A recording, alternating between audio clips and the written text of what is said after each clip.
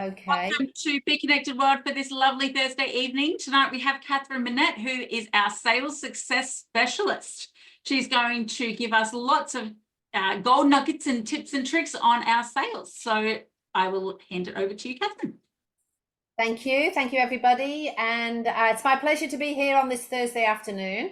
And I'm just going to share my screen because I prepared some slides. Now, can you see my full screen? Oh, yeah, we've got nods. Okay, that's good. Excellent. Yeah, today I want to talk about having strong sales skills is the most effective way to build a long-term successful business. Now, I truly believe this, and I will explain why, especially if I can get the slide to move. No, okay. Let's just do something else. We'll take it to the first slide. Let's start that again, shall we? Okay. Okay, start again. So, having strong sales skills is the most effective way to build a long-term successful business. Now, some of you might straight away agree with me, and some of you might question that, but let me explain exactly why I say this, and I truly believe it. So, think about this. One critical thing that all businesses need is customers. Would you agree?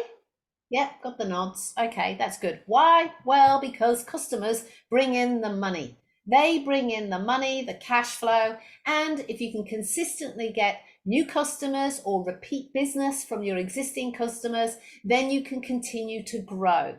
So it's this consistent cash flow coming in.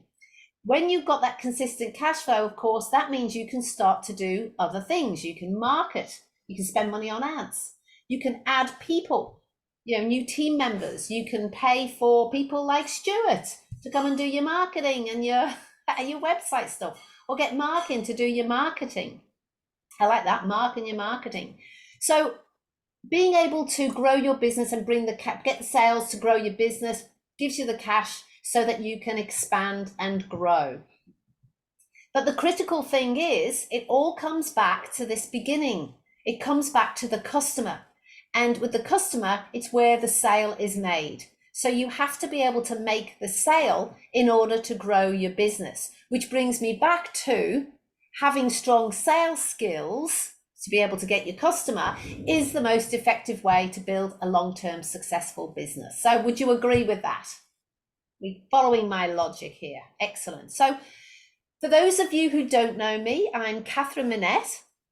And I was originally from England, where I graduated with a degree in business and marketing. And when I graduated, my first job was in sales.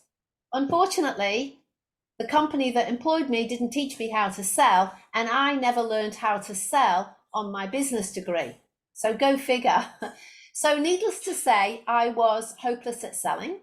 And in fact, within a very short time, I was so afraid of getting fired, I actually quit. So I lasted about 6 months. And it was at that point that I decided also to emigrate to Australia. Well, within 18 months of arriving in Australia, I was Rep of the Year for a very large pharmaceutical company. Now, not only did I get Rep of the Year then, it was in 2008, but also, 1993 that was, but I went on to get more awards in 2008 and then 2018. And what I realized when I got to, after 30 odd years, it was about 33 years now that I've been in sales, that's when I got made redundant. And that's when I decided that it was time for me to do something that I've always wanted to do. And that was to be able to be a coach and a trainer, and to be able to help other people who were less fortunate than me to be able to get the sales training that I was able to acquire over the 30 years of experience. And I got that experience through teaching myself, through books, through courses, and internal trainings with some of the very large companies that I've worked for. And so I became the sales success specialist and the founder of Minett Sales Academy. And what I did is I brought together everything that I knew about sales that made me successful. And in fact, it started with lots of sticky notes on the dining room table, just dumping down everything that I knew that caused me to be where I was 30 years later as a successful sales representative. And so with that information, I pulled it all together and created what I call is my sales confidence formula.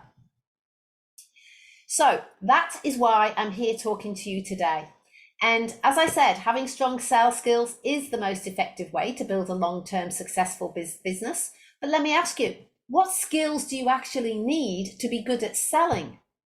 So when people say you need sales skills, I mean, everybody will have a different idea about what sales skills are. Now, I know a lot of you have had training to some degree previously in these Thursday meetings, but you might have a different interpretation of what selling is and what sales skills are.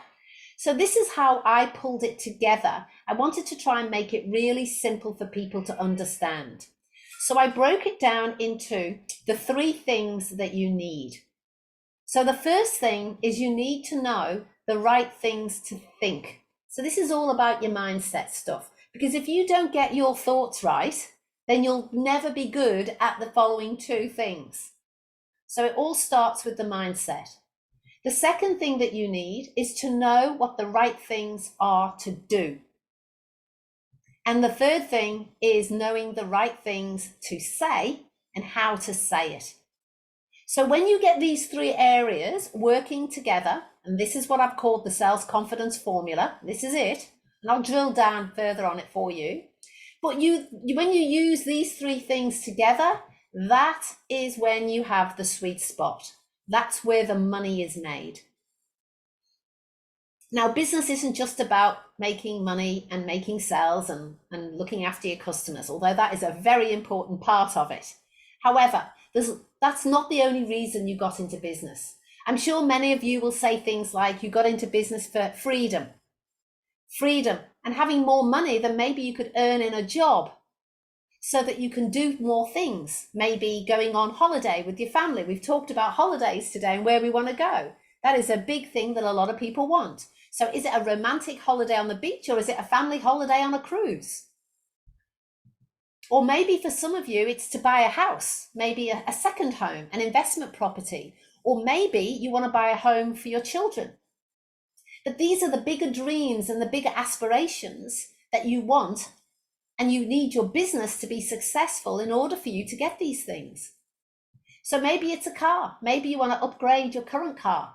Or maybe you want to buy your kids a car. Or maybe it's something like really luxury, like a boat. So whatever it is for you, that is the thing that drives you. It's that bigger thing. The whole reason that you're in business is so that you can have that lifestyle. And the lifestyle that the money from the business will bring you. But of course, you can't have that unless you have customers, and you won't get customers unless you've got sales skills. So when you know these 3 things, your sales results can change overnight. So could it change your results? Well, if you were to do just one, if you were to just focus in one of these areas alone, that could definitely speed up your sales success rate. But imagine if you had all 3 working together. Because if you don't master these, then you're not giving yourself a chance to be able to grow your business and have all the luxuries of life that you want to have. But I'll let you in on the honest truth. Things are not going to change suddenly on their own. If you do not change your approach to selling, then nothing will change. Which means you have to play by a different set of rules if you want to make hundreds and thousands of dollars in your business. And that's a reality. Would you agree? Nothing's going to change. You're going to be in exactly the same place. So what if nothing changed in 12 months from now?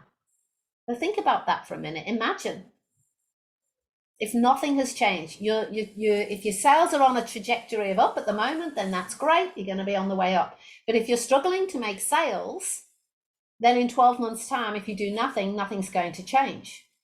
How would you feel? What about 2 years? How are you going to feel in 2 years if you don't get the sales training that you need? Will you reach out for help at that point, or will it be too late? What's it costing you not to make the changes? Well, the good news is help is here now. The help is here. My goal for you for this sales training, which will be every second Thursday in between Stuart's, is to teach you the right things to think. I'm going to teach you the right things to do.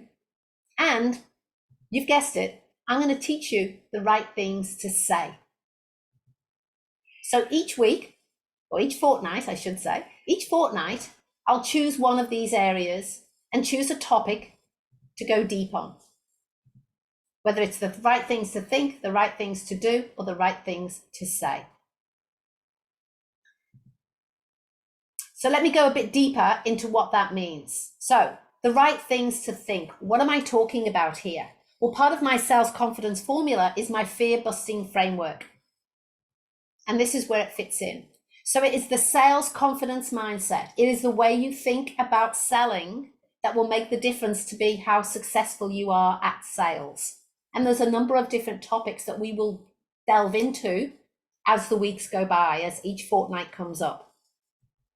And then when we're doing a session on knowing the right things to do, I'll pick out some of the aspects of the 5 strategic sales steps that you need to know about. And these are the 5 steps. Knowing your purpose. We'll talk about goal setting. I know Jeff also does a bit of work on goal setting. Planning, productivity, and prospecting. Knowing what to do when you're prospecting. And then finally, the third part of the sales confidence formula, which you're going to learn about, is the SPAR sales conversation process. Now, having a sales process is very important. A sales process, it's not necessarily linear. You may learn it in a linear fashion, but when you're going through the sales process, you might start going down that path, but you often have to loop back. And there's many aspects to the sales conversation process that you need to know to get it right. So we will be spending time on the SPAR sales conversation process. So for this week, let's get started on the first, and like I said, the good place to start is in the mindset. It's knowing the right things to think.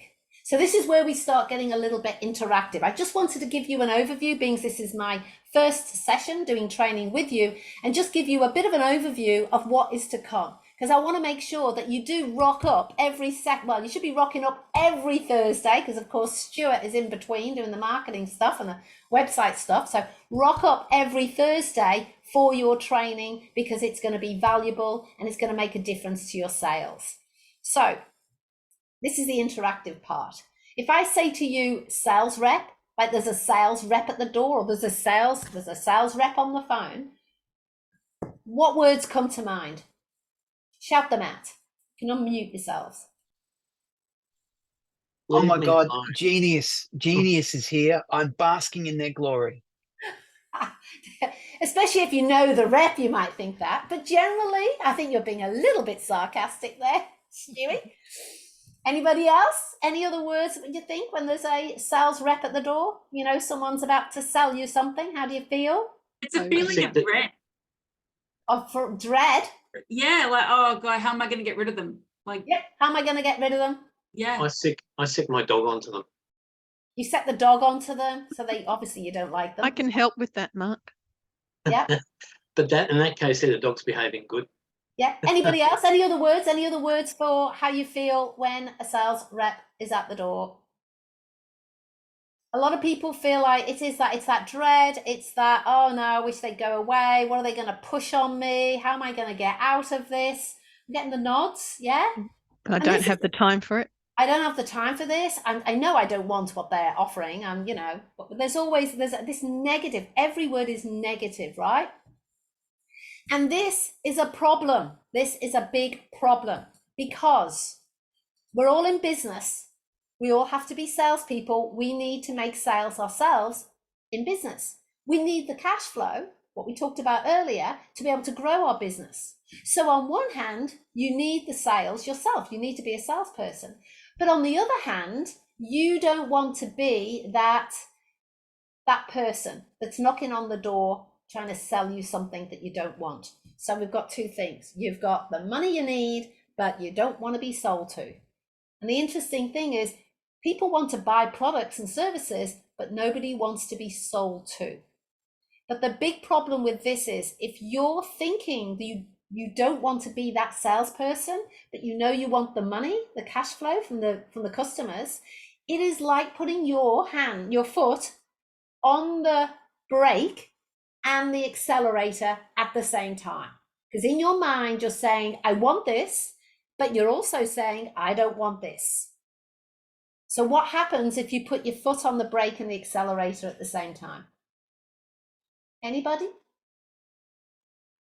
You just spinning in the same spot. You do Absolutely. wheel. There's You a do lot of wheel- smoke. A lot of Is that- smoke. You're doing Donuts, donuts. they're It's a bit called. like this. They're called donuts. Yeah, you're doing donuts. You get a lot of smoke. You burn your tires. Basically, nothing happens. You cannot move forward in your car, and you cannot move forward in your business when you've got your foot on the brake and the accelerator at the same time. You're just going to be spinning around, and it's all because of how you think about salespeople. And the reality is, we are all salespeople. Whether you've got title sales in your title, job title, as business owners, you are all salespeople. That's a fact. So let's look at this again. I'm just focusing on the knowing the right things to think this week. So let's look at what successful selling is not, because I think a lot of people have a misunderstanding of what selling is. And I want you to start to reframe your, oh, look at that, the balloons are going off. I want you to reframe what selling is. So firstly, selling is not telling everybody about your products or services. Now that might sound a bit strange because you think, you've got to sell your product, you've got to talk about your products and your services. Well, yes, you do, but you don't want to do the verbal vomit on your prospect, and you don't want to launch into, oh, hello, how are you? My name's Katherine. Let me tell you all about my products. No, there's a better way of doing it. You don't want to be manipulating people to buy your products. Now, how many people here have felt like they've been manipulated into buying something? Hands up. Thank you, everybody. Because there are poor salespeople out there that still use the old school way of manipulating people to buy your products, and it is not necessary. And selling is not about you. It's not about you at all. It's all about your prospect, your new potential client. But the good news is it's not hard to sell when you know how to sell the right way. So what is selling the right way? What is successful selling? Well, what successful selling is solving other people's products. You've all got products or services, and you've all got customers who had a problem, and your product or service solved that problem for those clients. Yes? So people, and remember, people want to buy, they want to buy products and services, but they don't want to be sold to. So people are out there looking for what you have to sell. Now, if you reframe how you think of yourself as not as a salesperson, because if that brings a negative connotation, negative words and feelings in your body, you need to change that. You need to flip it to the positive.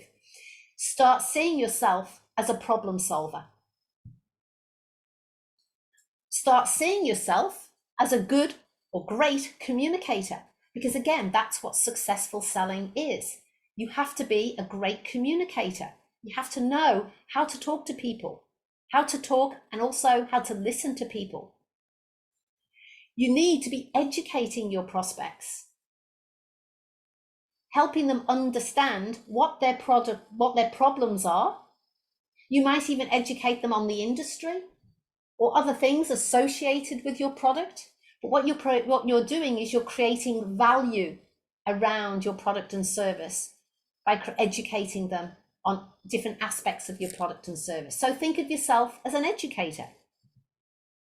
And importantly, selling is service. We are service providers. Whatever it is that we're doing in our businesses, we are service providers. We are providing a service because we don't just sell the product, use it being solving their problem, communicating, educating. We then need to continue serving them afterwards in order to get what? Repeat business and also maybe referrals. So we need to be consistently providing service. And of course, we need to be building relationships like we do here in networking.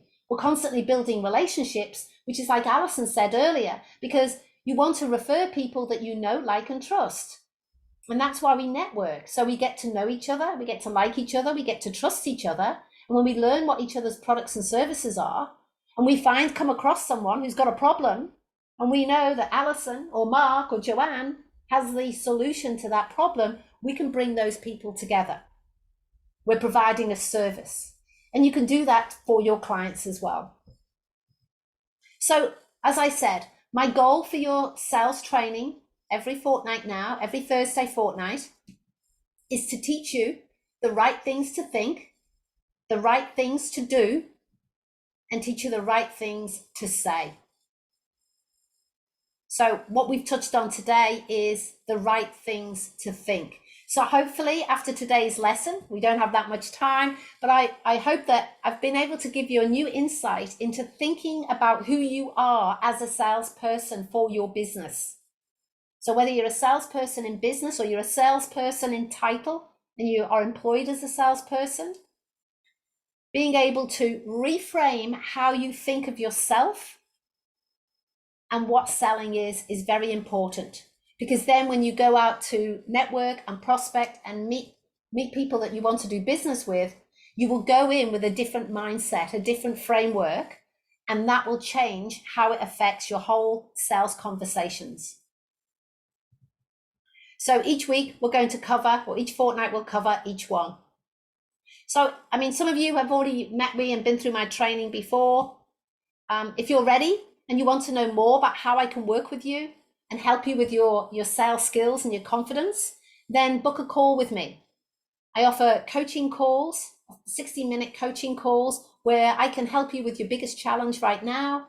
I can help you solve it, and we can set out a step-by-step plan on how you can make sales without feeling salesy. So you can use the link there or go to the URL.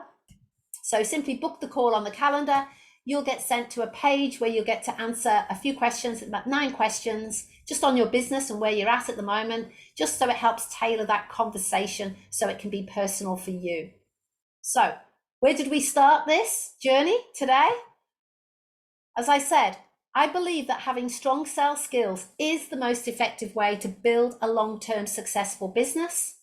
And if you can join me every fortnight here on a Thursday afternoon at 4:45 or 5:45 for you New South Wales people, then you will be able to develop your skills and be able to grow your business. I'm Katherine Minett, the Sales Success Specialist. Thank you. Any questions? Stuart, go ahead. It's a fantastic presentation, as always, Katherine. Thank you so much for sharing. And I've got to say that the fact that I don't have a problem with communicating. It's purely become, it happened because I've always been doing things in and around communicating because of my background as a musician. And just to prove that, I happen to have a saxophone here. So there you go. There you go. And I'm always on stage. Now, people aren't, and people have come from being a specialist in what they do. So having that mindset, it's like a fear of birds. It could be a fear of flying insects. My wife's got a fear of flying insects. So it's actually people's greatest fear. It goes beyond public speaking. Do you think that's about right, Katherine? Absolutely. We all have fears to some degree. And the only way to overcome fears is to change your mindset on it. Well, how do you do that? So there's certain methods and ways of doing it. And with sales, it's no different.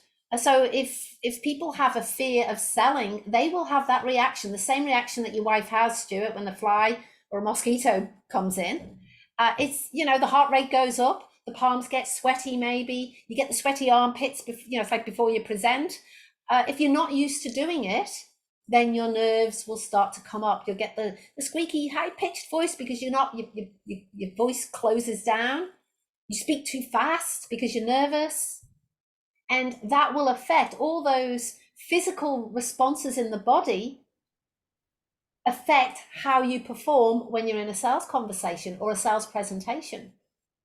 And so we have to manage those fears before you go into the sales meeting, but also you need those skills during a sales meeting so that when the fear comes up, because it will, you know, from time to time it comes up, no one ever eliminates their fear completely. Even the best salespeople, the best business owners, the best speakers will still get an element of fear that rises up. The difference is they've learned how to control their fears and the emotional responses.